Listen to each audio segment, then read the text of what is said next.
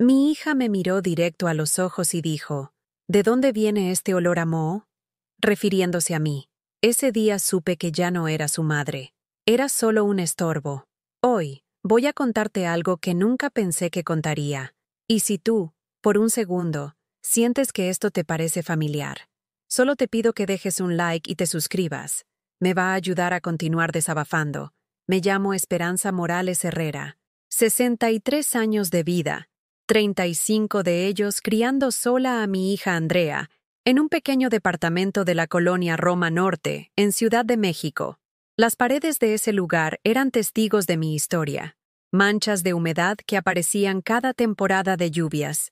El piso de mosaico desgastado que brillaba cada domingo después de encerarlo con mis propias manos. Y esa ventana que daba al patio interior donde colgaba la ropa al sol mientras tarareaba canciones de José José. Mi rutina comenzaba a las 5 de la mañana.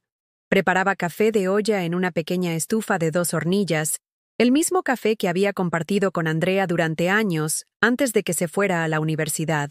El aroma se mezclaba con el olor del pan tostado que compraba en la panadería de Don Esteban, 2 cuadras abajo. Mi uniforme de trabajo, una blusa blanca y falda azul marino, colgaba siempre planchado en el mismo gancho, junto a la puerta de mi recámara. Era el uniforme que usaba para limpiar oficinas en el centro de la ciudad, el mismo que me había dado de comer durante décadas. Cada mañana, antes de salir, me detenía frente al pequeño altar que tenía en la sala, una imagen de la Virgen de Guadalupe, algunas veladoras y 3 fotografías.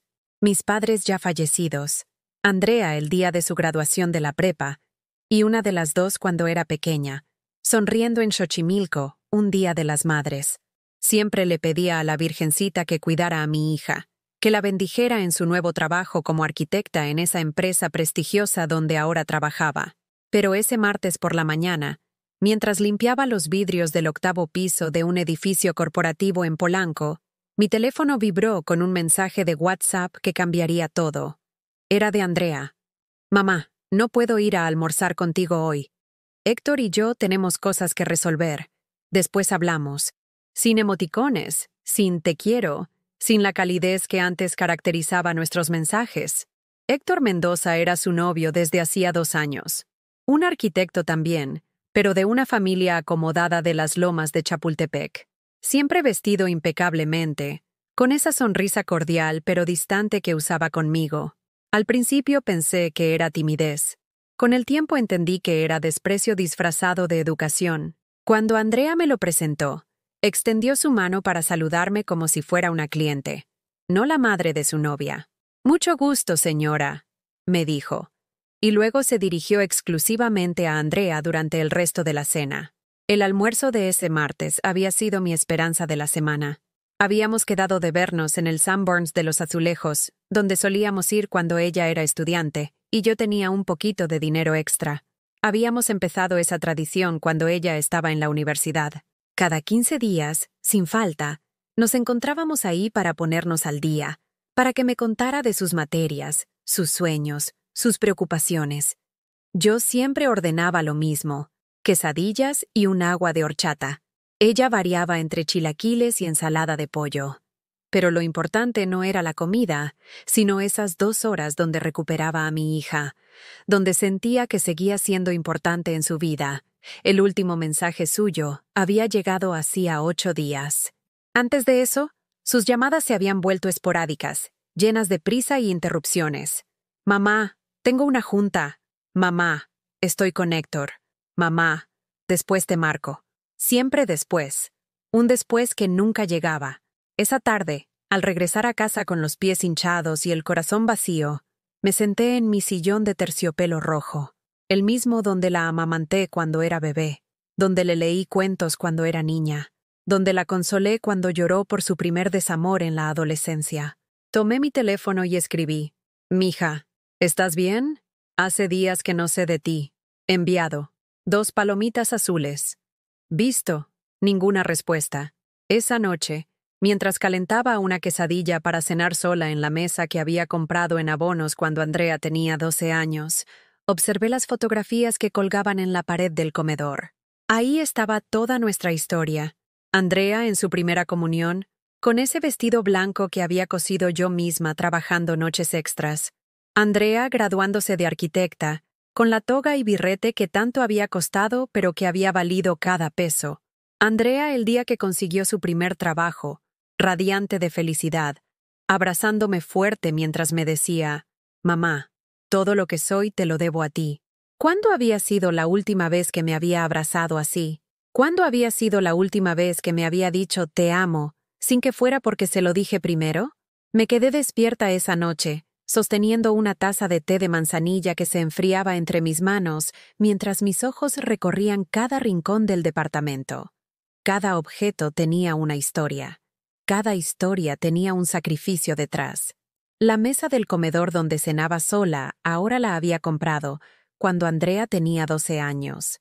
Trabajé dobles turnos durante 3 meses, limpiando oficinas hasta las 10 de la noche y levantándome a las 4 de la mañana para hacer el aseo en un consultorio médico antes de mi trabajo principal. Mis rodillas crujían, mis manos se agrietaban del cloro, pero quería que mi hija tuviera un lugar digno donde hacer la tarea, donde pudiéramos desayunar juntas los domingos como una familia normal.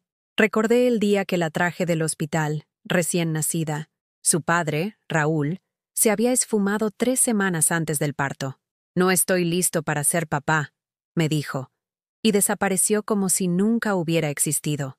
Yo tenía 26 años, trabajaba en una tintorería y vivía en un cuarto de azotea en la colonia Doctores. El baño lo compartía con otras 3 familias. No tenía dinero para pañales desechables, así que usé pañales de tela que lavaba cada noche en una pequeña palangana de plástico azul. Durante sus primeros 5 años, Andrea durmió conmigo en una cama individual. Yo me hacía bolita en una esquina para que ella tuviera espacio. Algunas noches, cuando lloraba porque le dolían los dientes o tenía pesadillas, la cargaba y caminábamos por el pequeño cuarto mientras le cantaba La Llorona, bajito para no despertar a los vecinos. Mi espalda se resintió tanto que hasta el día de hoy no puedo dormir sin almohadas extras, pero en ese momento lo único que importaba era que mi niña durmiera tranquila. Cuando cumplió 6 años y empezó la primaria, me di cuenta de que necesitaba una recámara propia. Los otros niños hablaban de sus cuartos, sus juguetes, sus espacios. Yo no quería que se sintiera menos. Así que conseguí un trabajo extra los fines de semana, planchando ropa en casa de la señora Mercedes, una mujer mayor que vivía en la colonia Condesa. Cada sábado y domingo, desde las 6 de la mañana hasta las 4 de la tarde, planchaba montones de ropa mientras Andrea jugaba en el pequeño jardín trasero de la casa. Con ese dinero extra, después de un año completo de domingos perdidos, pude rentar un departamento más grande en la Roma Norte.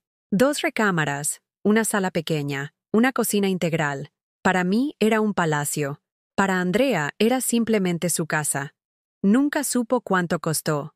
Nunca supo que durante esos meses comí únicamente quesadillas y frijoles para poder pagarle clases de natación en el Deportivo del Seguro Social. Los uniformes escolares me quitaban el sueño cada enero. Eran caros. Y Andrea crecía tan rápido que cada año necesitaba talla nueva. Aprendí a coser viendo videos en YouTube en la biblioteca pública. Me quedaba hasta las 10 de la noche, cuando cerraban, viendo tutoriales de costura básica. Compré una máquina de coser usada en el mercado de San Juan y la instalé en un rincón de mi recámara. Los primeros uniformes me quedaron chuecitos, pero Andrea nunca se quejó. Al contrario, presumía con sus compañeras que su mamá sabía hacer vestidos. Cuando entró a la secundaria, Andrea se obsesionó con tener una computadora. Todas sus amigas tenían una laptop para hacer trabajos. Yo no sabía ni prender una computadora, pero sabía que mi hija la necesitaba. Pedí un préstamo en la caja de ahorro de la empresa donde trabajaba. El descuento mensual de mi sueldo era brutal, pero ver la cara de Andrea cuando le entregué esa laptop Dell plateada el día de su cumpleaños número 13, valió cada peso que tendría que pagar durante los siguientes 18 meses. «Mamá, es perfecta. Te amo tanto», me dijo, y me abrazó tan fuerte que casi me tumba. En ese momento pensé que todo valía la pena. Cada dolor de espalda, cada comida que me salté, cada domingo sin descanso, todo. La preparatoria llegó con nuevos gastos. Andrea quería estudiar en una escuela privada. Sus calificaciones eran excelentes, pero las colegiaturas estaban fuera de mi alcance. Toqué la puerta de 5 escuelas pidiendo becas. En 4 me dijeron que no. En la quinta, el director, un hombre mayor con lentes gruesos, me miró durante la entrevista y me dijo: «Su hija tiene potencial, señora Morales, pero ustedes tendrían que cubrir el 50% de la colegiatura». Era una fortuna para mí, pero la mitad de lo que cobraban normalmente. Acepté sin pensar. Conseguí un tercer trabajo. Los fines de semana hacía comida por encargo. Tamales, pozole, mole. Cocinaba desde el viernes en la noche hasta el domingo en la tarde. Mi departamento se llenaba de olores deliciosos y mi cocina parecía restaurante. Andrea a veces me ayudaba a entregar los pedidos en el metro, cargando las bolsas térmicas que habíamos comprado en el mercado de Tepito. «Mamá, cuando sea grande voy a comprarte una casa con jardín», me decía mientras esperábamos el metro en la estación División del Norte, cargadas de toppers con mole para una señora en Coyoacán. «Y vas a tener una cocina enorme donde puedas hacer toda la comida que quieras, pero solo para nosotras». Durante esos 3 años de preparatoria, no conocí un solo fin de semana de descanso. No fui a un solo cine. No compré una sola prenda de ropa nueva para mí. Mi armario tenía 5 blusas y 2 pantalones que rotaba toda la semana. Mis zapatos tenían hoyos que cubría con plantillas, pero no importaba. Andrea iba a la escuela más bonita del rumbo, con uniformes nuevos cada año y dinero para las excursiones que organizaban. El día de su graduación de preparatoria, lloré como una niña. Verla ahí, en el auditorio de la escuela, con su toga azul marino y su birrete dorado, era la materialización de todos mis sueños. Había logrado lo que yo nunca pude, terminar la preparatoria. Pero no solo eso, la había terminado con honores. Era la tercera mejor promedio de su generación. «Gracias por nunca dejar que me rindiera, mamá», me susurró al oído cuando me abrazó después de la ceremonia. «Todo lo que soy es por ti». Después vino la universidad. Arquitectura en la UNAM. Andrea había pasado el examen de admisión en el primer intento, algo que solo lograba el 10% de los aspirantes. Yo no cabía de orgullo. Mi hija, la hija de una mujer que limpiaba oficinas, estudiando en la universidad más prestigiosa del país. Pero ser estudiante universitaria requería gastos que yo no había previsto. Libros que costaban 500, 800 pesos cada uno. Materiales de dibujo técnico que parecían hechos de oro por lo caros que eran. Proyectos que necesitaban impresiones especiales, maquetas con materiales específicos. Andrea nunca me pidió nada directamente, pero yo veía en sus ojos la preocupación cuando sus compañeros hablaban de software que costaba miles de pesos, o cuando tenían que ir a visitas académicas que requerían transporte y comidas fuera. Vendí la máquina de coser. Esa máquina con la que había hecho tantos uniformes, tantos vestidos para las obras de teatro del colegio, tantos disfraces para festivales. La vendí a una vecina por 3,000 pesos. Con ese dinero le compré el software que necesitaba para sus proyectos de diseño. También vendí las pocas joyas que tenía. Unos aretes de oro que habían sido de mi madre. Una cadenita que me regaló mi papá cuando cumplí 15 años. Un anillo que había comprado con mi primer sueldo cuando era joven. Todo se fue para que Andrea tuviera lo que necesitaba. Los 5 años de carrera fueron una maratón de sacrificios constantes. Dejé de ir al médico porque no podía pagar las consultas privadas, y en el seguro social las citas tardaban meses. Dejé de tinturarme el cabello porque el gasto de la estética era dinero que podía usar para los pasajes de Andrea. Usé la misma ropa durante años, remendando lo que se rompía, improvisando con lo que tenía. Pero cada semestre que Andrea aprobaba, cada calificación alta que conseguía, cada profesor que la felicitaba por sus proyectos, me llenaba de una satisfacción que ningún dinero podía comprar. Estaba construyendo el futuro de mi hija. Estaba rompiendo el ciclo de pobreza que había marcado a nuestra familia durante generaciones. El día de su titulación, cuando Andrea subió al estrado a recibir su título de arquitecta, sentí que mi misión en la vida había sido cumplida. Todos los dolores, todas las noches sin dormir, todos los trabajos extra, todo había valido la pena. Mi hija era profesionista, Mi hija iba a tener la vida que yo nunca pude tener. Mamá, me dijo esa noche, mientras celebrábamos en casa con un pastel que había comprado en la panadería de don Esteban, ahora me toca a mí cuidarte. Ya no vas a trabajar tanto. Ya no vas a sufrir, te lo prometo. Esa promesa se quedó grabada en mi corazón como una canción hermosa que creía que escucharía todos los días del resto de mi vida. Pero las promesas, aprendí después, se las lleva el viento cuando llegan las oportunidades de una vida mejor. Los primeros meses después de la graduación de Andrea fueron como miel. Me llamaba casi todos los días para contarme sobre las entrevistas de trabajo, los proyectos que estaba desarrollando, las empresas que la contactaban. Yo escuchaba cada palabra como si fuera música celestial. Mi hija, la arquitecta, mi hija, la profesionista exitosa. Pero las cosas comenzaron a cambiar cuando conoció a Héctor en esa empresa de arquitectura en Santa Fe, donde consiguió su primer trabajo. Al principio, cuando me hablaba de él, yo me emocionaba. Mamá es muy inteligente, tiene maestría en España. Su familia tiene una constructora muy importante. Pensé que había encontrado a alguien que la valorara como se merecía. La primera vez que lo trajo a casa fue un sábado por la tarde. Yo había limpiado el departamento hasta que brillara. Había cocinado chiles en nogada porque Andrea me había dicho que era su platillo favorito. Me puse mi mejor blusa, la azul con flores que solo usaba para ocasiones especiales, y hasta me maquillé un poquito. Cuando tocaron la puerta, mi corazón latía como tambor. Abrí con una sonrisa que me dolían las mejillas de tan grande. Andrea entró radiante, tomada de la mano de un hombre alto, de piel clara, vestido con un traje gris que se veía carísimo. Mamá, él es Héctor, dijo Andrea con orgullo. Héctor, ella es mi mamá, Esperanza. Héctor extendió la mano, pero su sonrisa no llegaba a los ojos. Era esa sonrisa que usas con el mesero, con el taxista, con la gente de servicio. Mucho gusto, señora Esperanza, me dijo, y noté cómo enfatizó la palabra señora, como marcando una distancia. Durante la comida, Héctor habló exclusivamente con Andrea.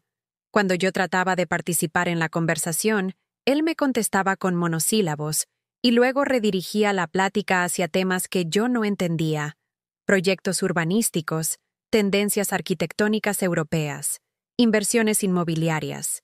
Era como si hubiera construido una burbuja invisible alrededor de él y Andrea, y yo estaba afuera, observando.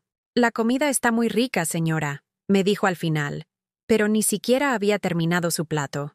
Dejó la mitad de los chiles en nogada que había tardado 3 horas en preparar. Cuando se fueron, Andrea me dio un beso en la mejilla y me susurró: ¿verdad que es maravilloso, mamá? Yo asentí, pero algo en mi pecho se había endurecido. Maravilloso para ella, quizás. Para mí, había sido como una evaluación que no había pasado. Las siguientes visitas fueron espaciándose, de cada semana a cada 15 días. Luego, una vez al mes. Las llamadas diarias se convirtieron en llamadas de fin de semana. Después, solo cuando yo marcaba primero. Y cuando por fin contestaba, siempre tenía prisa. Mamá, ¿cómo estás? Te escucho rapidito porque Héctor y yo vamos a salir. ¿A dónde van, mija? A cenar con unos clientes. Es importante para el trabajo. Siempre era importante para el trabajo. Siempre había algo más urgente que hablar conmigo. Yo empecé a guardar las cosas que quería contarle. Que don Esteban de la panadería había preguntado por ella, que la señora del 4B había tenido a su bebé, que había visto un documental sobre arquitectura en el Canal 22 y había pensado en ella. Pero cuando por fin lograba hablar con Andrea, ella me cortaba antes de que pudiera contarle nada. Ay, mamá, después me platicas. Ahorita tengo muchísima prisa. Un día, después de no saber de ella en 2 semanas, decidí visitarla en su oficina. Era un edificio de cristal en Santa Fe, reluciente como un espejo bajo el sol de febrero. Me vestí con mi mejor ropa. Tomé 2 metrobuses y caminé 15 cuadras bajo el calor porque no quería gastar en taxi. La recepcionista, una muchacha muy joven con el cabello perfectamente liso, me miró de arriba abajo cuando pedí ver a la arquitecta Andrea Morales. ¿De parte de quién?, me preguntó con una sonrisa que parecía pintada. Soy su mamá. La sonrisa se desvaneció. Un momentito, por favor. Tomó el teléfono y habló en voz tan baja que no pude escuchar. Después de unos minutos que se sintieron como horas, me dijo: «La arquitecta Morales está en una junta muy importante. Dice que si es urgente, que le marque más tarde». No era urgente. Solo tenía ganas de verla, de sorprenderla, de invitarla a almorzar como en los viejos tiempos. Pero me había convertido en alguien que necesitaba cita previa para ver a su propia hija. Los meses pasaron y las visitas de Andrea se volvieron eventos programados, mecánicos, sin alma. Llegaba los domingos por la tarde, se quedaba exactamente 2 horas y se iba. Ya no platicaba como antes. Contestaba mis preguntas con información básica. «¿El trabajo va bien? ¿Héctor está bien?» Todo está bien, pero sus ojos estaban en el teléfono, en el reloj, en cualquier lugar menos en mí. Un domingo de abril, noté que traía puesto un anillo que no había visto antes. Un solitario de diamante que brillaba tanto que lastimaba los ojos. «¡Ay, mija! ¡Qué anillo tan bonito! ¿Es nuevo?» Andrea levantó la mano para admirar el anillo, y por primera vez en meses vi emoción genuina en sus ojos. «Héctor me lo regaló anoche. Nos vamos a casar en diciembre». Se me cortó la respiración. ¿Se iba a casar y yo me enteraba así, de casualidad? ¿Ya tienen fecha? ¿Ya están planeando la boda? Sí, será el 15 de diciembre en el Club de Golf Las Lomas. La mamá de Héctor ya está organizando todo. La mamá de Héctor, no yo. La mamá de Héctor, quien había conocido a Andrea hacía apenas 8 meses, estaba organizando la boda de mi hija. Yo, que había soñado durante años con el día de su boda, que había imaginado que elegiríamos el vestido juntas, que planearíamos cada detalle como el equipo que siempre habíamos sido, era apenas una invitada en el evento más importante de la vida de mi hija. ¿Y necesitas ayuda con algo? ¿Quieres que vayamos a ver vestidos? Andrea dudó un momento. «Ay, mamá, es que ya fui con la mamá de Héctor y con sus hermanas. Ya elegimos el vestido, el lugar, todo. Pero claro que estás invitada. Invitada. A la boda de mi propia hija. Era una invitada. Esa noche lloré hasta quedarme dormida. Por primera vez en mi vida sentí que había perdido a mi hija. No físicamente, sino emocionalmente. Se había mudado a un mundo donde yo no tenía lugar, donde era un estorbo incómodo que había que tolerar por obligación. El golpe más duro llegó 2 meses después, en junio. Era mi cumpleaños número 61. Toda la semana había estado esperando su llamada, su visita, aunque fuera un mensaje. Nada. El día pasó completo sin noticias de Andrea. A las 10 de la noche, ya resignada, recibí un mensaje de WhatsApp. «Feliz cumpleaños, mamá. Perdón, se me olvidó por completo. Hemos estado súper ocupados con los preparativos de la boda. Te compenso el próximo fin». Se le había olvidado. Mi cumpleaños se le había olvidado a la persona por quien había olvidado todo durante 35 años. Pero el momento que realmente me rompió el alma fue 3 semanas después.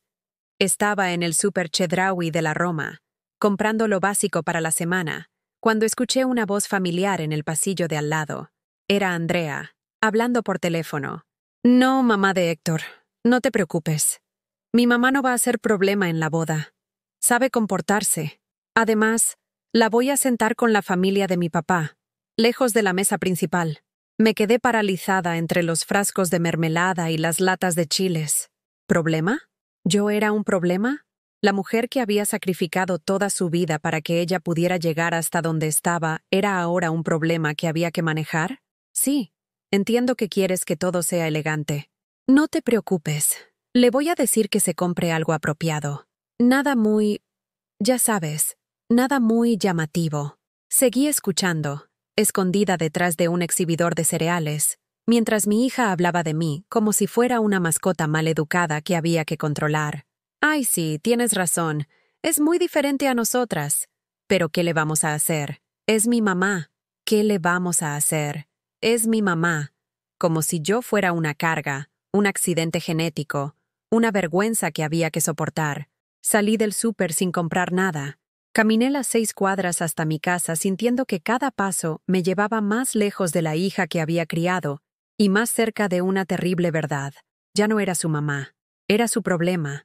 Esa noche, sentada en mi sillón rojo con una taza de té que se enfriaba entre mis manos temblorosas, entendí algo que me partió el corazón en pedazos tan pequeños que dudé si algún día podrían volver a juntarse. Había criado a una extraña. Había amado, cuidado y sacrificado todo por alguien que ahora se avergonzaba de mí. Había construido una hija exitosa sobre los escombros de mi propia vida, y ahora esa hija exitosa me veía como un recordatorio incómodo de dónde venía. Me levanté, fui a mi recámara y saqué una caja de zapatos que guardaba debajo de la cama. Adentro estaban todas las cartas que Andrea me había escrito durante sus años de universidad, todos los dibujos que me había hecho de niña, todas las fotografías de nosotras dos sonriendo. Las revisé una por una, buscando el momento exacto en que había dejado de ser su mamá para convertirme en su problema. No lo encontré, porque no había sido un momento. Había sido un proceso lento, venenoso, silencioso, como el moho que crece en las paredes húmedas sin que te des cuenta, hasta que un día el olor te golpea y descubres que toda la estructura está podrida por dentro. Y yo era ese moho.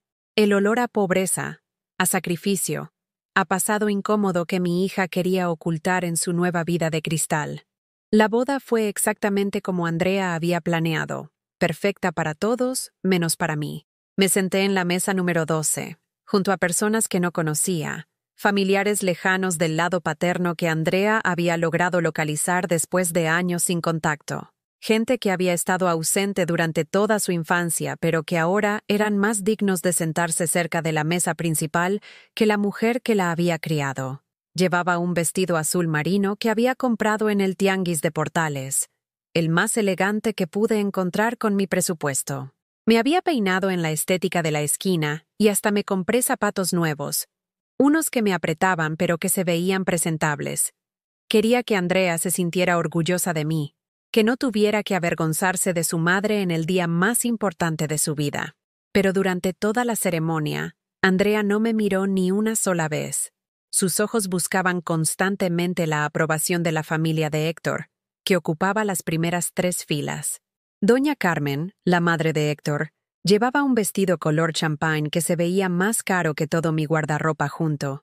Sus joyas brillaban bajo las luces del salón como pequeños soles, y su sonrisa era tan fría como elegante. Cuando Andrea caminó hacia el altar del brazo de mi hermano Roberto, porque sería muy raro que la acompañara su mamá, según me había explicado semanas antes, sentí que algo dentro de mí se rompía definitivamente. Yo debería haber sido quien la acompañara. Yo, que había estado a su lado cada día de su vida, debería haber tenido ese honor. Pero incluso en su boda, yo era el problema que había que ocultar. Durante la fiesta, me acerqué a felicitarla. Esperé mi turno detrás de una fila de invitados que apenas conocían a Andrea, pero que merecían más atención que yo. Cuando finalmente llegué hasta ella, me dio un abrazo rápido, distante. «Gracias por venir, mamá», me dijo, como si fuera una invitada más. Como si no fuera la mujer que había hecho posible que llegara hasta ahí. «Te ves hermosa, mija. Eres la novia más bella del mundo». «Gracias», respondió, pero ya estaba mirando por encima de mi hombro a la siguiente persona en la fila. Esa noche, en mi departamento vacío, tomé una decisión. Ya no iba a seguir mendigando amor. Ya no iba a aceptar las migajas de cariño que Andrea me aventaba cuando le convenía. Si para ella yo era un problema, entonces iba a resolver ese problema. Iba a desaparecer de su vida perfecta. La primera oportunidad llegó 2 semanas después de la boda. Andrea me llamó, y por un momento mi corazón se llenó de esperanza. Quizás quería contarme de su luna de miel en Europa. Quizás había reflexionado y quería retomar nuestra relación. «Mamá, necesito pedirte un favor», me dijo sin preámbulos, sin preguntarme cómo estaba, sin contarme nada de su viaje. «Dime, mija, ¿te acuerdas de la cadena de oro que era de mi abuela? ¿La que tienes guardada? La cadena de mi madre. La única herencia que me había dejado. Lo único de valor que tenía en este mundo. Una cadena delgada pero de oro macizo, con una medalla de la Virgen del Carmen que había pertenecido a mi abuela, después a mi madre, y ahora era mía. Sí, la tengo. ¿Por qué? Es que Héctor y yo queremos mandarla a que le agreguen una piedrita para el colgante. Ya sabes, modernizarla un poco. ¿Me la podrías prestar? Prestar. Como si fuera un libro. Como si fuera algo que se devuelve cuando ya no se necesita. Andrea, esa cadena. Es lo único que tengo de tu abuela. Es muy importante para mí. Ay, mamá, no seas dramática. Solo la vamos a arreglar. Te la vamos a regresar más bonita. Ahí estaba otra vez esa palabra. Dramática. Cada vez que yo expresaba mis sentimientos, cada vez que me importaba algo, era dramática. No, mija, esa cadena no se toca. Perdóname, pero no. El silencio del otro lado del teléfono fue tan largo que pensé que se había cortado la llamada. ¿En serio me vas a negar algo tan simple, mamá? No te estoy negando nada. Es solo que... Está bien, ya entendí. Qué pena que después de todo lo que Héctor y yo hemos hecho por ti, no puedas hacer algo tan pequeño por nosotros. ¿Todo lo que habían hecho por mí? ¿Cuándo? ¿En qué momento Héctor había hecho algo por mí, además de despreciarme en silencio? ¿Qué han hecho por mí, Andrea? ¿Cómo que qué? Te invitamos a cenar, te incluimos en nuestros planes. Me incluían, como si fuera una obra de caridad, como si estar con su propia madre fuera un acto de generosidad de su parte. Andrea, yo soy tu mamá, no es que me incluyas. Se supone que soy parte de tu vida. Ay, mamá, ya empezaste con tus dramas otra vez. Olvídalo, no necesito tu cadena. Y colgó.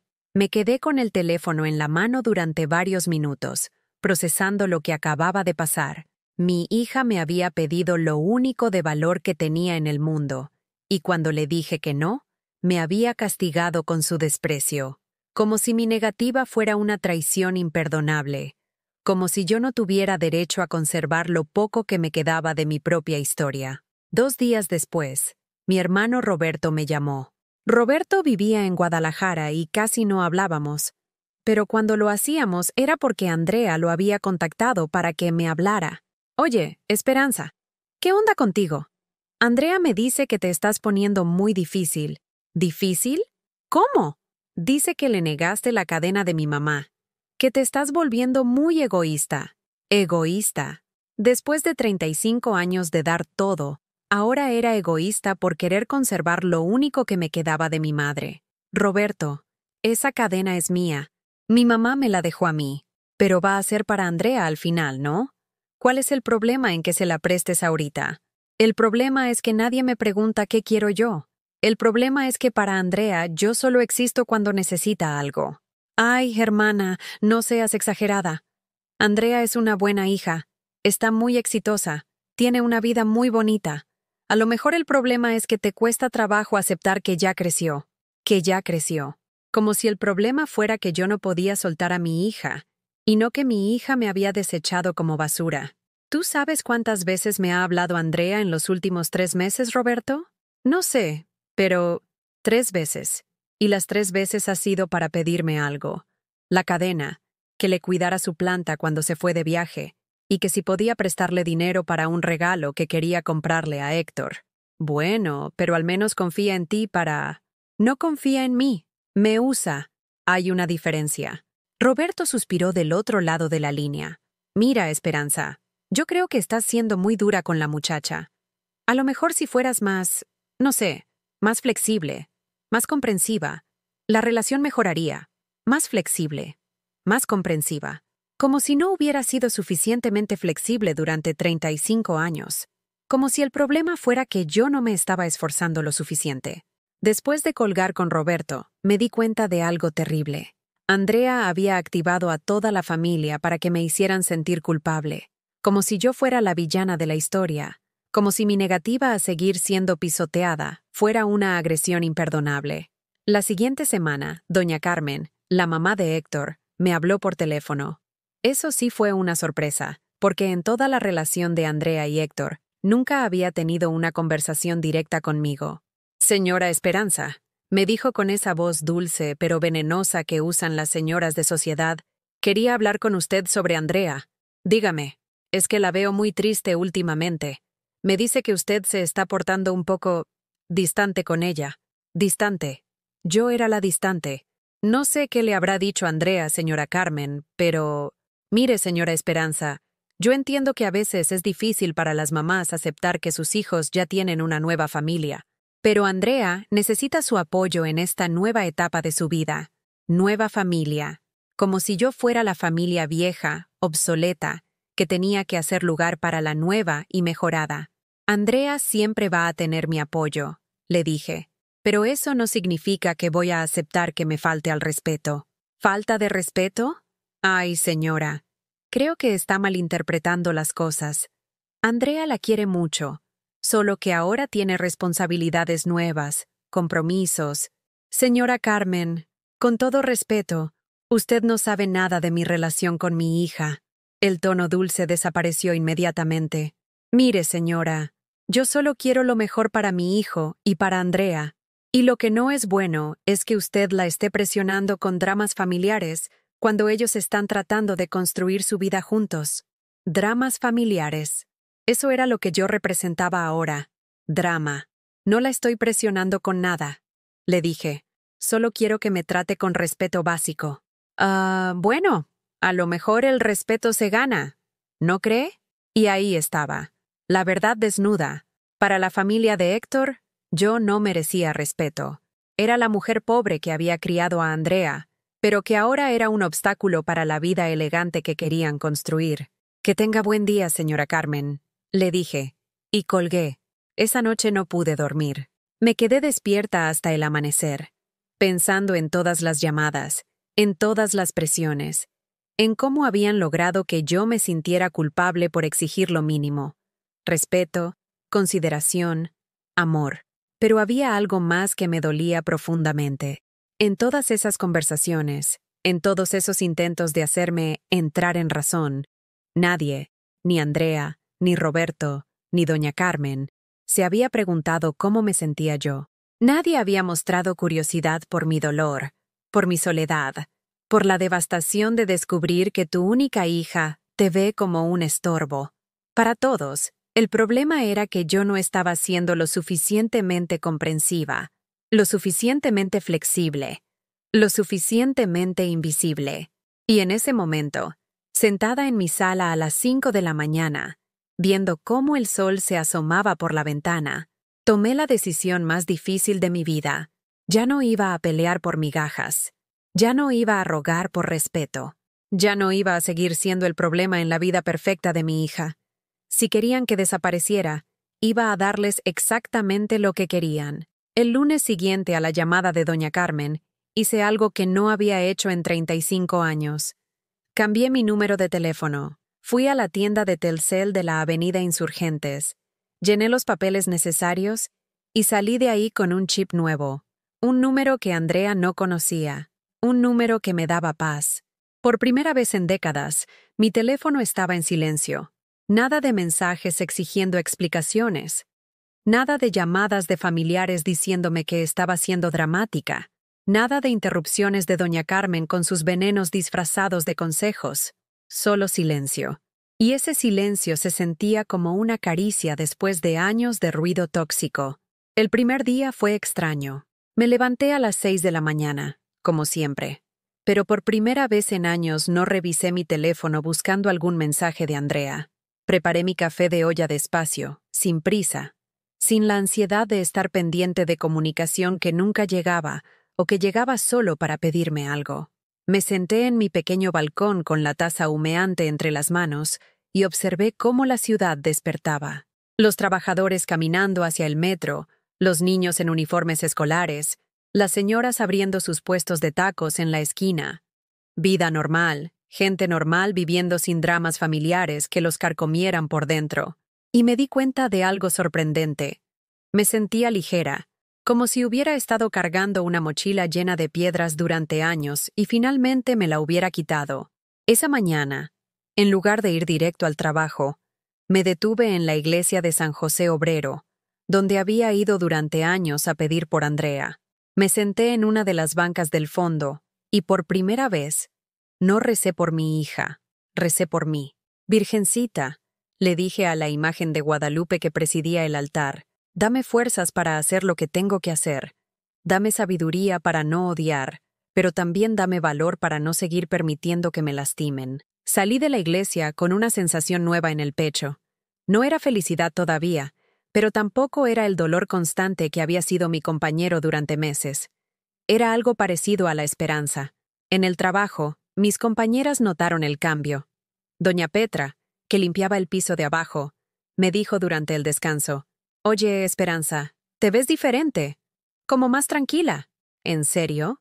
«Sí, como que se te quitó esa cara de preocupación que traías siempre». Tenía razón.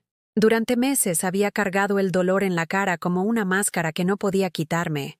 Ahora, sin la constante tensión de estar esperando llamadas hirientes o mensajes que me hicieran sentir culpable, mis músculos faciales habían comenzado a relajarse. Los días siguieron pasando, y gradualmente fui desarrollando una rutina nueva. Sin la obligación emocional de estar disponible para Andrea las 24 horas, comencé a hacer cosas que había olvidado que me gustaban. Los sábados por la mañana empecé a ir al tianguis de Portales, no solo a comprar lo necesario, sino a caminar despacio entre los puestos, a platicar con doña Lucía que vendía plantas, a tomarme un café con pan dulce en el puesto de don Fernando. Pequeños placeres que había sacrificado porque todo mi tiempo libre lo dedicaba a estar disponible para una hija que nunca me buscaba por gusto. Compré un librero pequeño en el tianguis y comencé a llenarlo con novelas románticas que compraba de segunda mano.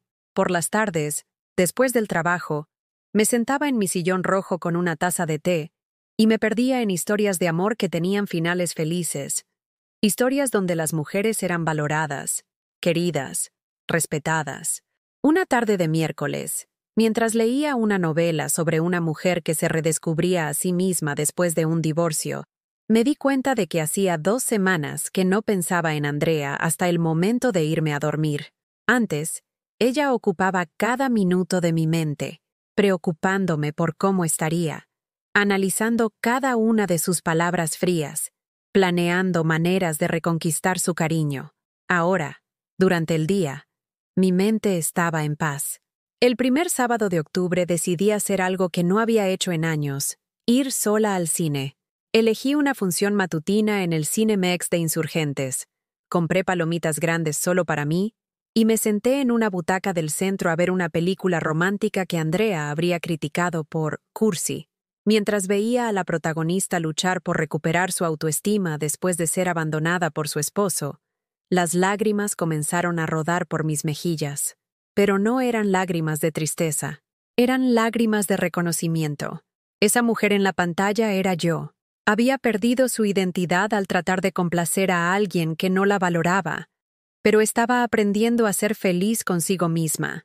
Salí del cine sintiéndome renovada. Caminé por la Roma Norte, observando las casas restauradas, los cafés con nombres en inglés, las parejas jóvenes tomándose fotos. Esta era la zona donde Andrea había crecido, donde yo había trabajado tanto para darle una vida mejor. Pero ahora la veía con ojos diferentes. No como el escenario de mis sacrificios, sino como un lugar hermoso donde había construido una vida digna para las dos. Una vida que había valido la pena, independientemente de la ingratitud actual de Andrea. Esa tarde, al llegar a casa, hice algo simbólico pero profundamente liberador. Tomé todas las fotografías de Andrea de mi sala y las guardé en una caja de zapatos. No las tiré, porque no era un acto de odio, sino de autoprotección. Ya no necesitaba tener su imagen vigilando cada momento de mi día, recordándome constantemente el dolor de su rechazo. En su lugar, colgué una fotografía que había tomado el sábado anterior en el tianguis. Doña Lucía, la señora de las plantas, sonriendo mientras regaba sus geranios. Me había pedido que se la tomara para mandársela a su hija que vivía en Estados Unidos, y había resultado tan bonita que imprimí una copia para mí. Era el rostro de una mujer mayor, trabajadora, con arrugas que hablaban de años de sol y sonrisas genuinas. Una mujer que había encontrado belleza en las cosas simples: sus plantas, sus nietos que la visitaban los domingos, las conversaciones con los clientes que se habían vuelto amigos. Yo quería ser como doña Lucía. Quería que mi vida tuviera sentido más allá del amor no correspondido de una hija que me veía como un estorbo. El domingo, en lugar de quedarme en casa esperando una llamada que nunca llegaba, decidí visitar a mi comadre Elena, que vivía en la colonia Narvarte. Elena había sido mi amiga desde que Andrea era pequeña, pero habíamos perdido contacto porque yo siempre tenía compromisos con mi hija. Cuando toqué su puerta, Elena abrió con una expresión de sorpresa genuina. «Esperanza, qué milagro verte por acá. Hola, comadre. ¿Tienes tiempo para un café?» «Por supuesto. Pásale». La casa de Elena olía a canela y café recién hecho. Tenía plantas por todos lados, fotografías de sus nietos en las paredes, y esa sensación de hogar verdadero que mi departamento había perdido desde que se convirtió en un lugar donde esperaba llamadas dolorosas. Nos sentamos en su cocina, y Elena preparó café de olla como en los viejos tiempos. No hablamos de Andrea inmediatamente.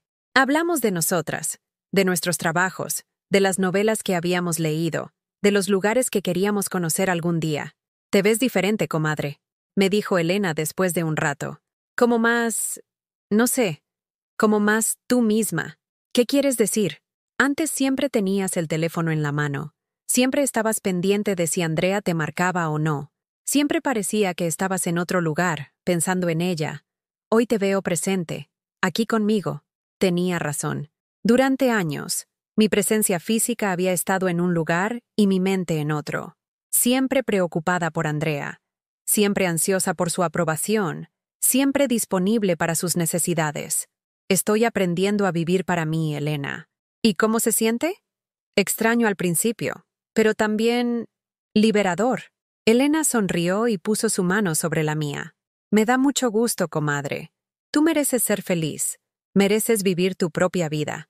Regresé a casa esa tarde sintiéndome llena de una manera que hacía tiempo no experimentaba. No de comida o de cosas materiales, sino de conexión humana genuina. Elena me había escuchado sin juzgar. Me había valorado por lo que era, no por lo que podía dar. Esa noche, me di un baño largo con sales que había comprado en el tianguis. Prendí una veladora en mi recámara, me puse una pijama limpia y me acosté a leer. Por primera vez en meses, me quedé dormida sin llorar. Y soñé cosas hermosas. Soñé que volaba sobre la Ciudad de México, viendo las luces como estrellitas en la tierra. Soñé que caminaba por un jardín lleno de flores que yo misma había plantado. Soñé que era una mujer valiosa, completa, suficiente. Al despertar, el lunes por la mañana, supe que algo fundamental había cambiado en mí. La mujer que había despertado ya no era la misma que se había dormido rogando por migajas de amor. Era una mujer que estaba aprendiendo a amarse a sí misma. Y eso, descubrí, cambiaba todo. 3 semanas después de cambiar mi número, mientras regresaba del tianguis con mi bolsa del mandado y unos geranios que había comprado para mi balcón, los vi. Andrea y Héctor estaban parados frente a la puerta de mi edificio. El corazón se me aceleró, pero no de emoción como antes, sino de una extraña mezcla de ansiedad y determinación. Andrea llevaba puesta esa cara que conocía bien, la expresión de indignación justiciera que ponía cuando las cosas no salían como ella quería. Héctor revisaba su reloj con esa impaciencia característica de alguien que considera que su tiempo vale más que el de cualquier otra persona. «Mamá», me dijo Andrea cuando me acerqué, sin saludarme, sin preguntarme cómo estaba. «¿Se puede saber por qué cambiaste tu número sin decirnos nada?» «Hola, Andrea». «Hola, Héctor», respondí con calma, sacando mis llaves para abrir la puerta del edificio. «No me cambies el tema, mamá. Te pregunto por qué cambiaste tu número». Porque quise», dije simplemente abriendo la puerta. «¿Suben?» Héctor suspiró exageradamente, como si subir las escaleras a mi departamento fuera una molestia enorme. Durante el ascenso, Andrea iba murmurando cosas que no alcancé a escuchar, pero el tono era claramente de irritación. En mi departamento, noté inmediatamente cómo sus ojos recorrían el espacio. Andrea se fijó en que sus fotografías ya no estaban en la sala, en los libros nuevos, en las plantas del balcón. Era como si estuviera inventariando los cambios para encontrar evidencia de algo que no sabía cómo nombrar. «¿Quieren café?», les pregunté. «No tenemos tiempo», dijo Héctor. «Tenemos una cena de negocios a las 8. Como siempre, tenían algo más importante que hacer. Como siempre, yo era un trámite que resolver rápidamente.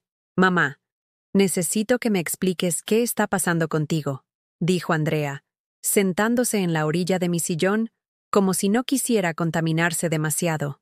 Primero me niegas la cadena de la abuela, después cambias tu número. Roberto me dice que ya no contestas sus llamadas. ¿Y eso te preocupa, Andrea? Por supuesto que me preocupa. Eres mi mamá. ¿Ah, sí? ¿Ahora soy tu mamá? Porque en los últimos meses me he sentido más como un contacto de emergencia que solo usas cuando necesitas algo. Héctor se aclaró la garganta incómodamente.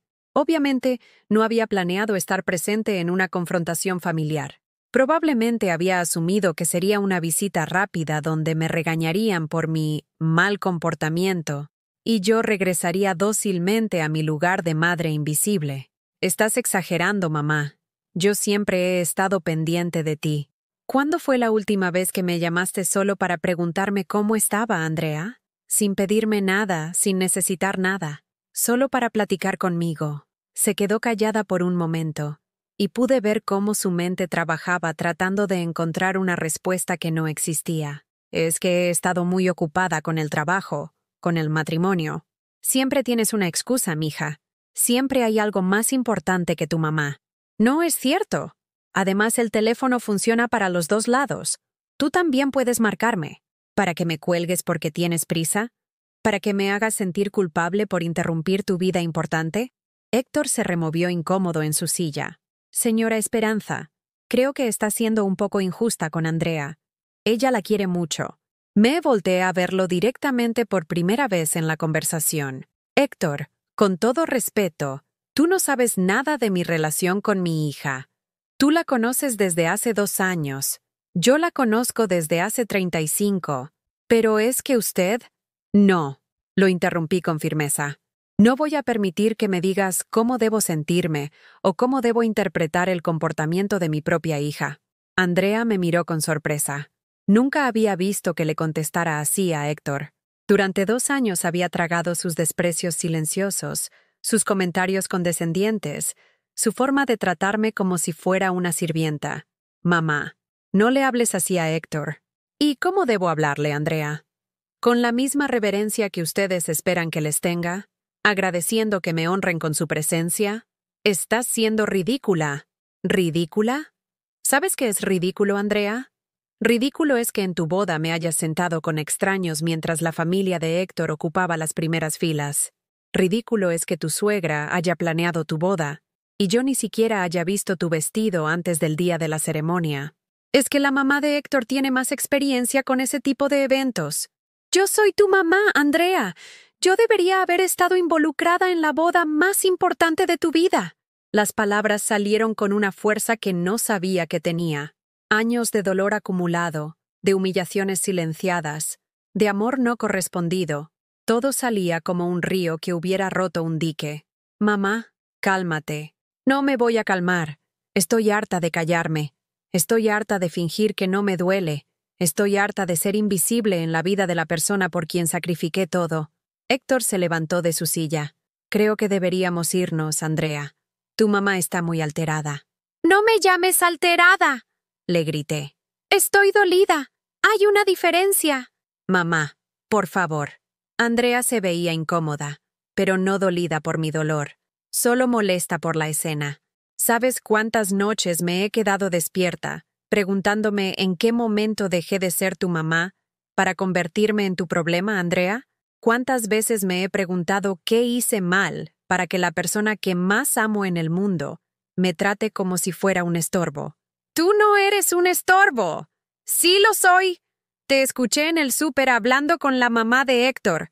Te escuché decir que yo era un problema que tenían que manejar en la boda. Andrea se puso pálida. No esperaba que yo hubiera escuchado esa conversación. Mamá, tú no entendiste el contexto. ¿Qué contexto justifica que hables de tu madre como si fuera una mascota mal educada? Es que tú no entiendes cómo es el mundo de Héctor, las expectativas. Ah, ahí está la verdad. Te avergüenzas de mí. Te avergüenzas de la mujer que fregó pisos para pagarte la universidad.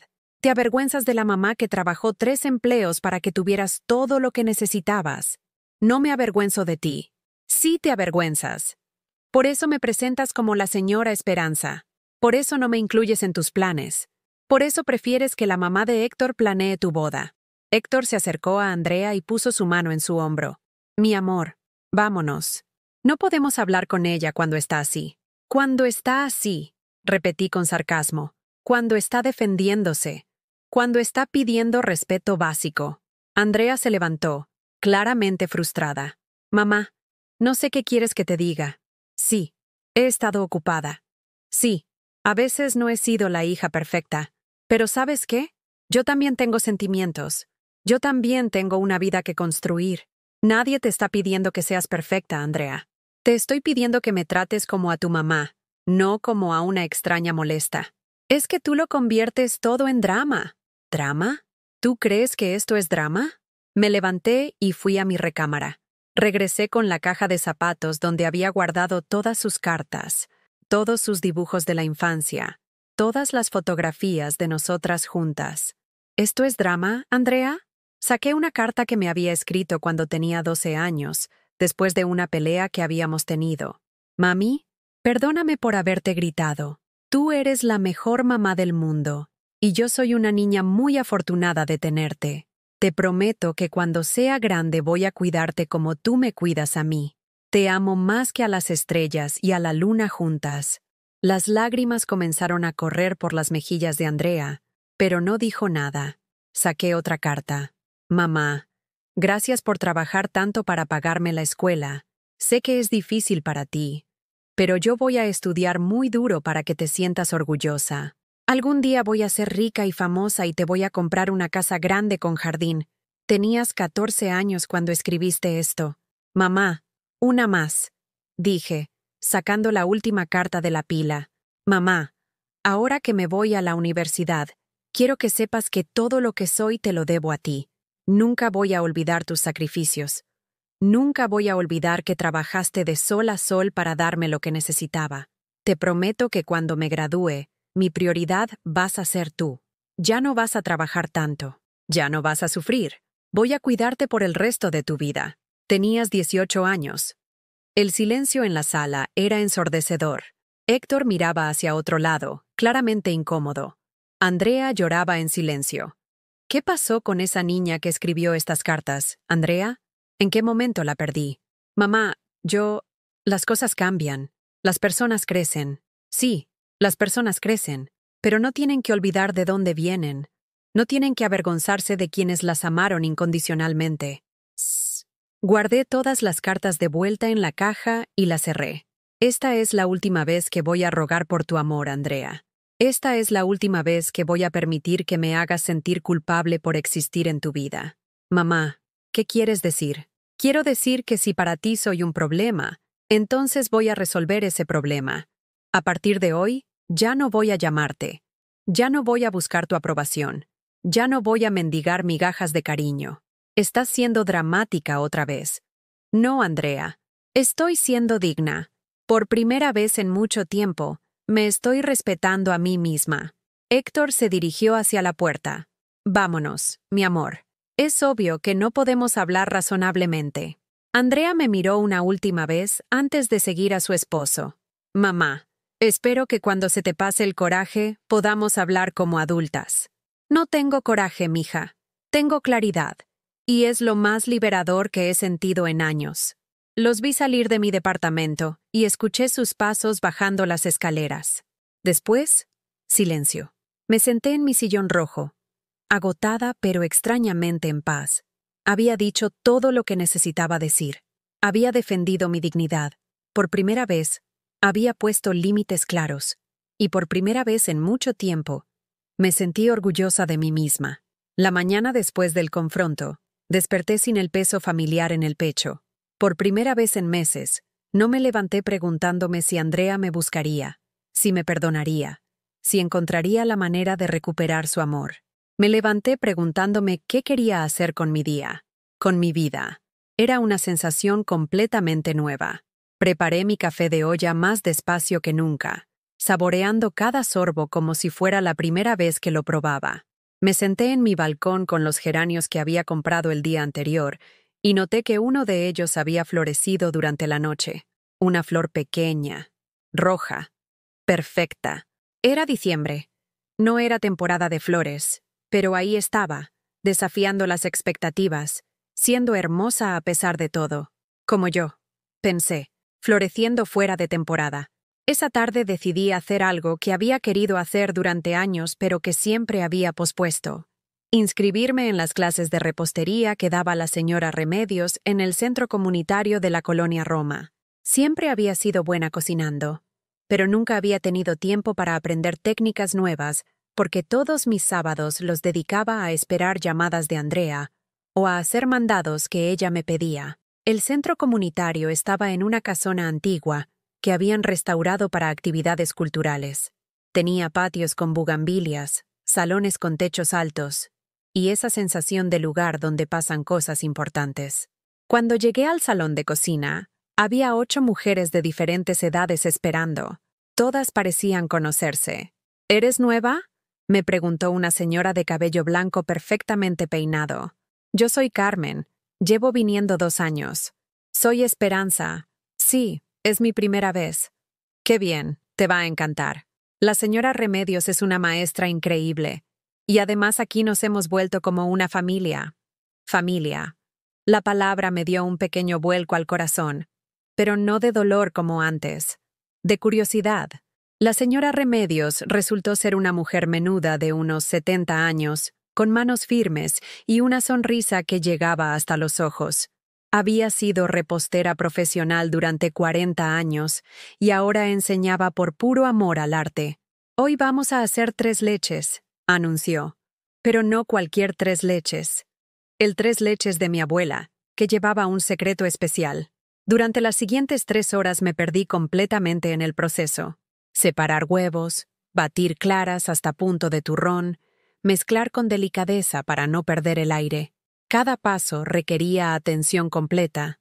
No había espacio mental para pensar en Andrea, en el dolor, en nada que no fuera la textura perfecta del bizcocho. «Tienes manos naturales para esto», me dijo la señora Remedios mientras revisaba mi mezcla. «Se nota que cocinas con amor». Cuando terminamos, cada una tenía su propio pastel para llevar a casa. Pero más importante, me había dado cuenta de que había pasado 3 horas completas sintiéndome útil, creativa, rodeada de mujeres que me trataban con calidez genuina. «¿Vienes la próxima semana?», me preguntó Carmen mientras nos despedíamos. «¿Vamos a hacer chiles en nogada fuera de temporada?» «Sí», dije sin pensarlo 2 veces. «Definitivamente vengo». Esa noche, mientras me comía una rebanada del pastel que había hecho, me di cuenta de que era la primera vez en años que había creado algo solo para mí. No para Andrea, no para complacerla o impresionarla. Para mí. Los días siguieron y desarrollé una rutina completamente nueva. Levantarme sin ansiedad, desayunar leyendo en lugar de revisando el teléfono, ir al trabajo con la mente tranquila, regresar a casa sin la expectativa de encontrar mensajes que me hicieran sentir mal. Un martes por la tarde, mientras compraba verduras en el mercado de Medellín, me encontré con la señora Patricia, mamá de una amiga de Andrea de la secundaria. Hacía años que no la veía. «Esperanza, ¿cómo estás? ¿Cómo está Andrea?» Por primera vez, esa pregunta no me dolió en el pecho. «Andrea está bien, supongo. ¿Y Mónica?» «Ay, ya sabes cómo son a esta edad. Muy ocupada con su vida. A veces siento que me olvidó por completo». «Te entiendo perfectamente», le dije. Y por primera vez pude hablar del tema sin sentir vergüenza o la necesidad de defender a Andrea. «¿Sabes qué?», continuó Patricia. «He estado pensando en inscribirme en algo, alguna actividad. Ya estoy cansada de esperar a que mi hija se acuerde de que existo. Ven conmigo a las clases de repostería», le sugerí impulsivamente. «Son los sábados por la mañana. Las mujeres que van son encantadoras». «¿En serio? ¿No es muy caro?» 50 pesos por clase. Incluye todos los materiales». «Perfecto». El próximo sábado, Patricia se convirtió en mi compañera de aventuras culinarias. Resultó que tenía mi mismo sentido del humor y una historia muy parecida. Hija única a la que había dado todo, que ahora la trataba como un mueble viejo que ya no combina con la decoración moderna. Juntas comenzamos a explorar otras actividades en el centro comunitario. Nos inscribimos en un taller de tejido los martes por la tarde, donde aprendimos a hacer bufandas y gorros que donábamos al DIF para niños de escasos recursos. También nos unimos al grupo de caminata de los jueves, donde un grupo de mujeres maduras recorríamos diferentes parques de la ciudad. ¿Sabes qué es lo que más me gusta de esto?, me dijo Patricia una tarde mientras caminábamos por Chapultepec. Que nadie aquí me conoce como la mamá de... Aquí soy simplemente Patricia. Tenía razón. En nuestros nuevos espacios, yo era simplemente Esperanza. No era la mujer que había sacrificado todo por una hija ingrata. Era una mujer con opiniones interesantes, con habilidades para la repostería, con sentido del humor, con historias que contar. Un sábado de enero, después de la clase de repostería, Carmen me invitó a quedarme para el café de las comadres, como le decían a la reunión informal que hacían después de cocinar. Esperanza, se nota que estás floreciendo, me dijo Remedios mientras tomábamos café con el pay de limón que habíamos hecho esa mañana. Cuando llegaste hace 2 meses, tenías una tristeza en los ojos que dolía de ver. Ahora tienes una luz diferente. Me siento diferente, admití, como si hubiera estado viviendo la vida de otra persona y finalmente hubiera regresado a la mía. ¿Quieres contarnos qué pasó?, preguntó Carmen con delicadeza. Y por primera vez, hablé de Andrea sin llorar. Conté mi historia sin vergüenza, sin la necesidad de justificar a mi hija o de minimizar mi dolor. Las mujeres me escucharon con respeto, con comprensión, sin juzgar. A mí me pasó algo parecido con mi hijo mayor, compartió una señora llamada Dolores. Pensé que era una mala madre por ponerle límites, pero mi terapista me dijo algo que me cambió la vida. Amar no significa permitir que te maltraten. Es muy difícil, agregó otra mujer, Teresa.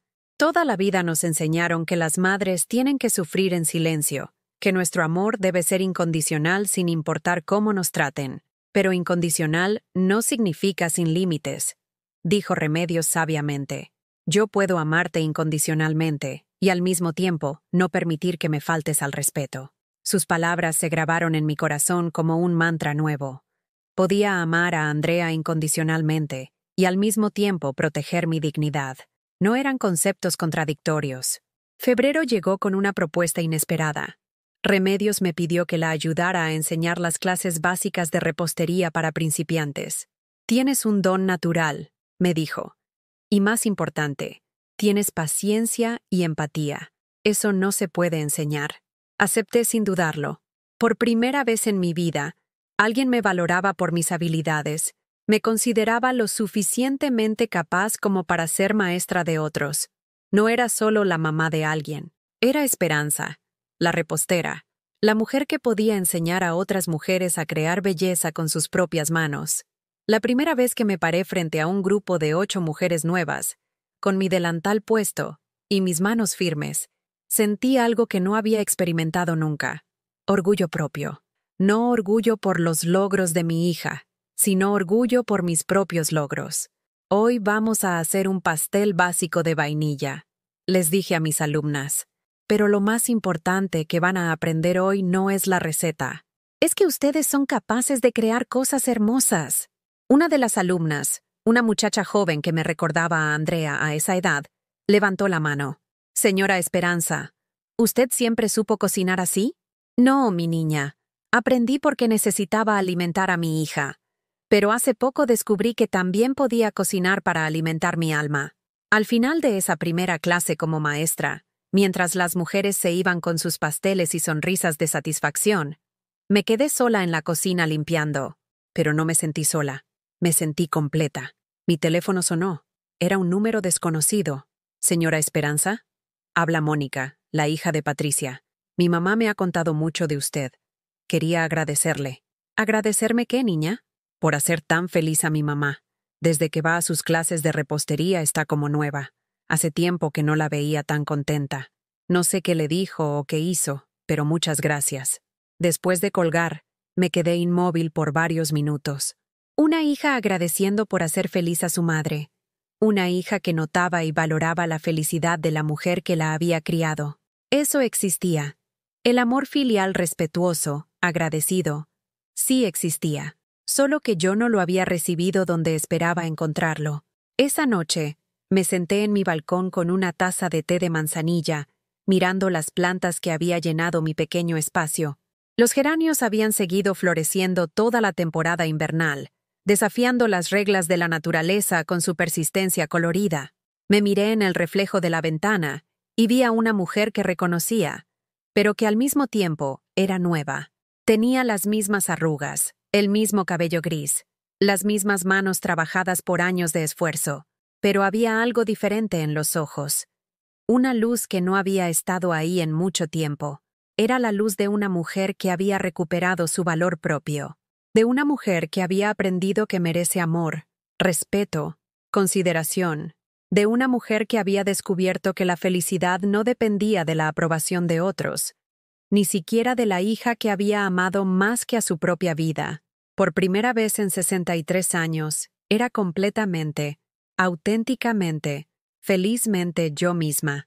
6 meses después del confronto, mientras preparaba un pastel de chocolate para el cumpleaños de Patricia, mi teléfono sonó.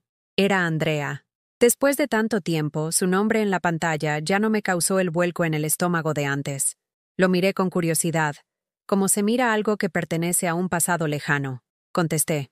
Hola, mamá. Su voz sonaba diferente, más pequeña, menos segura. Hola, Andrea. ¿Cómo estás? Bien. ¿Y tú?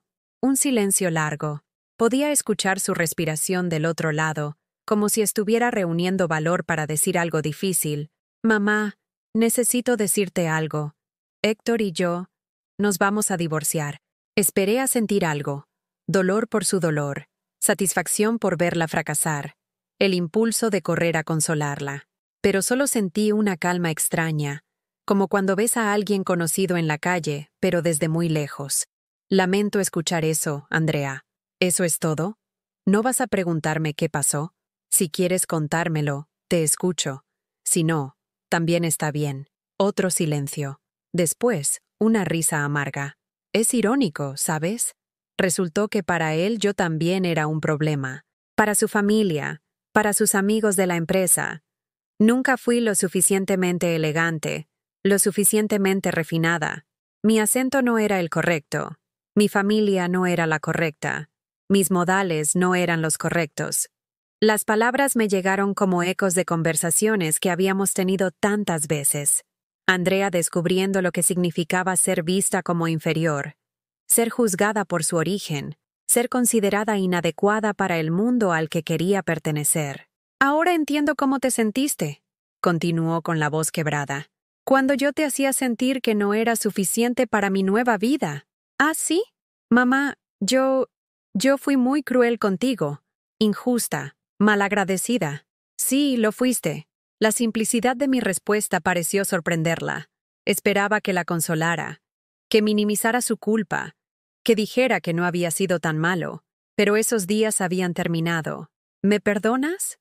La pregunta colgó en el aire como humo. 6 meses atrás, esa pregunta habría sido todo lo que necesitaba escuchar. Habría llorado de alivio, habría corrido a abrazarla, habría olvidado inmediatamente todo el dolor con tal de recuperar a mi hija. Pero la mujer que contestó el teléfono esa tarde no era la misma que había mendigado amor durante años. Andrea, el perdón no es algo que se pide por teléfono después de 6 meses de silencio. El perdón es un proceso, y yo ya lo procesé. Ya te perdoné, por mi propia salud mental. Pero eso no significa que las cosas puedan volver a ser como antes. ¿Qué quieres decir? Quiero decir que ya no soy la mujer que esperaba en su casa a que su hija la recordara. Ya no soy la mujer que vivía para los momentos en que tú me necesitabas. Construí una vida nueva, Andrea. Una vida donde soy valorada, respetada, querida. Pero yo quiero intentar reparar nuestra relación. ¿Por qué ahora? ¿Porque te quedaste sola? ¿Porque ya no tienes la vida perfecta que te avergonzaba de tu origen? Eso es muy duro, mamá. Es la verdad. ¿Y sabes qué, mija? La verdad a veces duele, pero es más sana que las mentiras bonitas.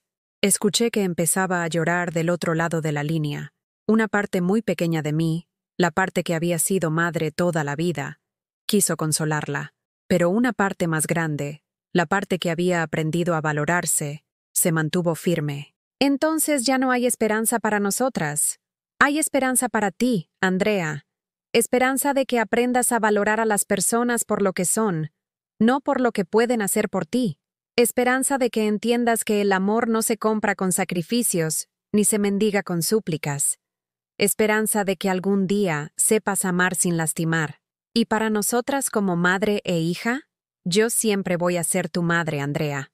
Pero ya no voy a ser tu mamá disponible las 24 horas. Ya no voy a ser tu refugio emocional gratuito. Ya no voy a permitir que uses mi amor como una puerta giratoria. Entras cuando me necesitas. Sales cuando no te sirvo. Mamá, si algún día decides que quieres conocer a la mujer en la que me convertí, si decides que puedes respetarme, valorarme, incluirme en tu vida de manera genuina, estaré aquí, pero como una persona completa que merece consideración, no como una función maternal que existe solo para servir. ¿Cómo puedo empezar? Era la primera pregunta inteligente que había hecho en años. Empieza por conocerte a ti misma, Andrea. Empieza por entender por qué necesitabas sentirte superior a la mujer que te dio la vida. Empieza por hacer las paces con de dónde vienes, con quién eres realmente cuando no estás tratando de impresionar a nadie. ¿Y si hago eso? ¿Si cambio de verdad? Entonces tal vez podamos construir algo nuevo. No la relación que teníamos antes. Esa se rompió para siempre. Pero tal vez algo mejor. Una relación entre dos mujeres adultas que se respetan mutuamente. Te amo, mamá. Yo también te amo, Andrea. Pero amar no significa permitir maltrato. Eso me tomó 63 años aprenderlo. Después de colgar, me quedé sentada en mi cocina con el pastel de chocolate a medio decorar. Las palabras de Andrea resonaban en mi mente, pero no con el dolor de antes, con una extraña mezcla de tristeza y paz. Tristeza por los años perdidos, por la relación que pudo haber sido, por el dolor que ambas habíamos cargado innecesariamente. Paz porque finalmente había dicho todo lo que necesitaba decir. Había puesto todos los límites que necesitaba poner. Terminé de decorar el pastel y lo guardé en el refrigerador. Mañana sería el cumpleaños de Patricia, y sus hijos venían de Guadalajara a celebrar con ella. Una celebración donde la festejada era el centro de atención, donde sus hijos competían por hacerla sentir especial, donde ser madre era un honor reconocido y valorado. Esa noche, me senté en mi balcón con una copa de vino tinto que había comprado para ocasiones especiales. El cielo de la Ciudad de México estaba más claro que de costumbre, y podía ver algunas estrellitas peleando contra las luces de la ciudad. Pensé en todo el camino recorrido. La mujer que había contestado esa llamada de Andrea ya no se parecía en nada a la mujer que había llorado sola después de ser tratada como moho en su propio cumpleaños. Esa mujer había estado rota, desesperada, mendigando amor. Esta mujer estaba completa, tranquila, rodeada de amor genuino. Mis geranios seguían floreciendo en sus macetas, desafiando todas las reglas de temporada. Los miré y sonreí. Flores rebeldes, como yo. Mi teléfono sonó otra vez. Esta vez era Carmen de la clase de repostería.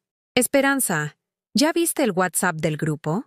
Las muchachas quieren que organices un taller especial de postres navideños para diciembre. Dicen que eres la mejor maestra que han tenido. ¿En serio dijeron eso? Por supuesto. Además, la señora Remedios quiere proponerte algo. ¿Puedes venir mañana temprano antes de la clase? Después de colgar, me quedé pensando en cómo había cambiado mi definición de éxito.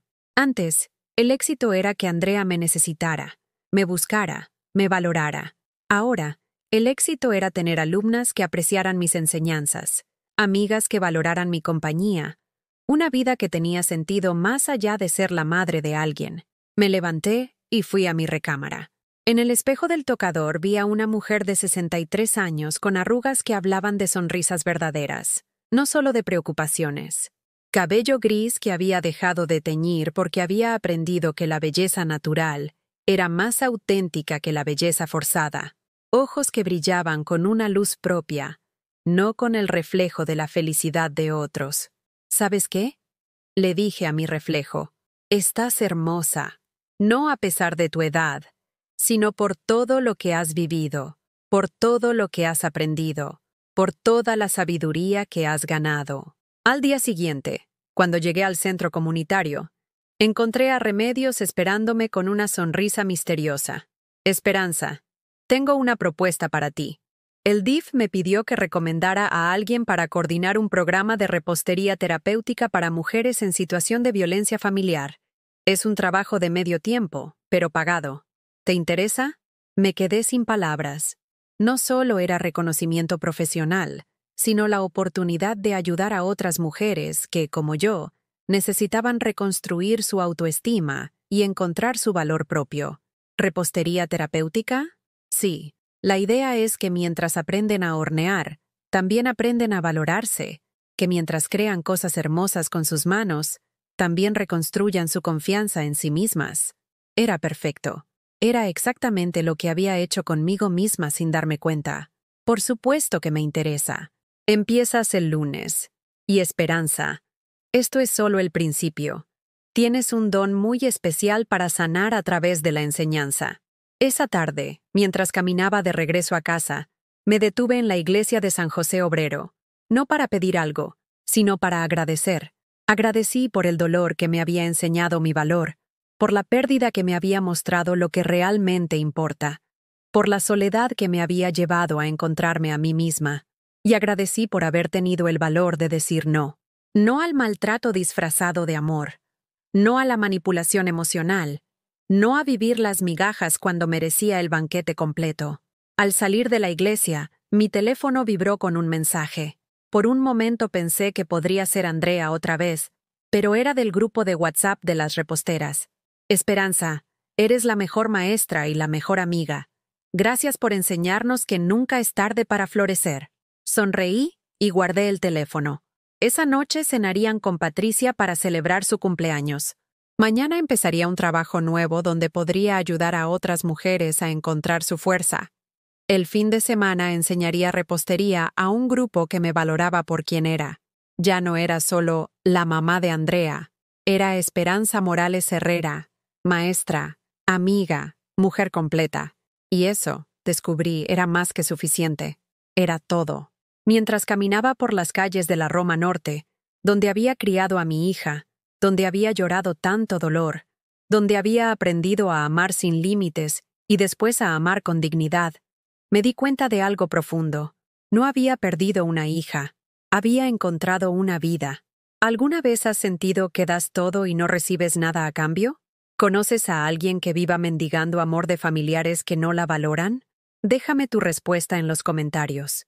Y si esta historia te tocó el corazón, dale like y suscríbete al canal para que este mensaje llegue a alguien que necesita escucharlo. Porque todos merecemos ser amados con respeto. Y nunca es tarde para empezar a valorarnos a nosotros mismos.